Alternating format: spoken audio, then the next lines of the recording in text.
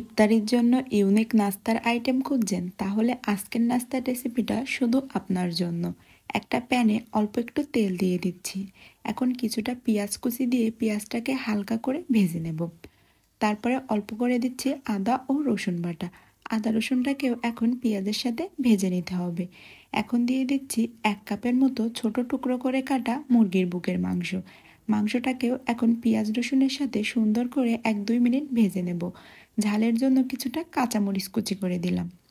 এখন দেব স্বাদমতো লবণ আর ফ্লেভারের জন্য অল্প একটু গোলমরিচ। আগে থেকে আমি কিছু গাজর ও বাঁধাকপি কুচি করে রেখেছিলাম। এই কুচি করা বাঁধাকপি আর গাজর দিয়ে 2-3 মিনিট সবজি ও চিকেনটাকে আবারও ভেজে নেব।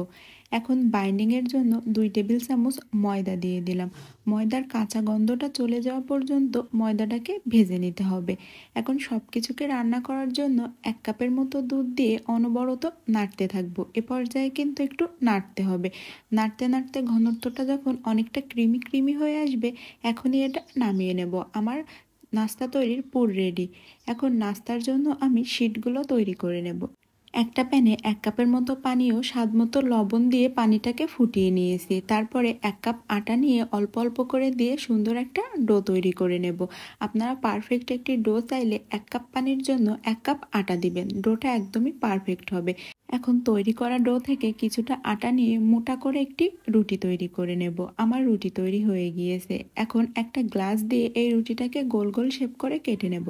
হাতের কাছে যদি কুকি কাটার থাকে তাহলে কুকি কাটার দিয়ে এই গোল গোল করে রুটিগুলো কেটে নেওয়া যাবে। এখন আগে থেকে যে পুরটা তৈরি করে নিয়েছিলাম, এই পুরটা রুটির মাঝে দিয়ে 2 পাশে একটু পানি লাগিয়ে নেব যাতে সুন্দর করে মুখটা সিল হয়। এভাবে সব নাস্তাগুলো তৈরি করে নেব। নাস্তাটা তৈরি করা কিন্তু অনেক বেশি সহজ, দেখে হয়তো বুঝতে পারছেন। এভাবে সব নাস্তা তৈরি করে নেব। আর এই নাস্তা একদিন তৈরি করে আপনি 15 থেকে 20 দিন এটা ডিপ ফ্রিজে সংরক্ষণ করে খেতে পারবেন। সব নাস্তা তৈরি হয়ে গেলে প্রথমে আমি ডিমের গোলায় নাস্তাটাকে গড়িয়ে নেব। তারপরে একবার করে ব্রেড ক্রামে নাস্তাটাকে আমি গড়িয়ে নেব। এভাবে আমি সব নাস্তাগুলো তৈরি করে নেব একটা একটা করে। এ পর্যায়ে আপনি সংরক্ষণ করে ডিপ ফ্রিজে রাখতে পারেন। কত বেশি সুন্দর হয়েছে নাস্তাগুলো তা তো বুঝতে পারছেন। আর রেসিপিটা কিন্তু খুবই ইউনিক। বাসায় ইফতারের জন্য ইউনিক কিছু নাস্তার আইটেম খুঁজলে আজকের নাস্তাটা অবশ্যই বাসায় ট্রাই করবেন। আর নাস্তার রেসিপি ভালো লাগলে আমার পেজ ও ইউটিউব চ্যানেলটি কিন্তু ফলো দিতে ভুলবেন না।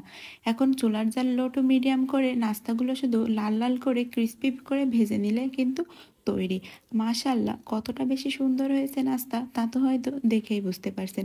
ইফতারের টেবিলে এতটা বেশি সুন্দর একটি নাস্তা থাকলে আর কি লাগে বলেন তো? বাসার ছোট থেকে বড় সবাই অনেক বেশি খুশি হয়ে যাবে। তাই পরিবারকে খুশি করতে এখনই এই নাস্তাটি আজকের ইফতারের জন্য বাসায় তৈরি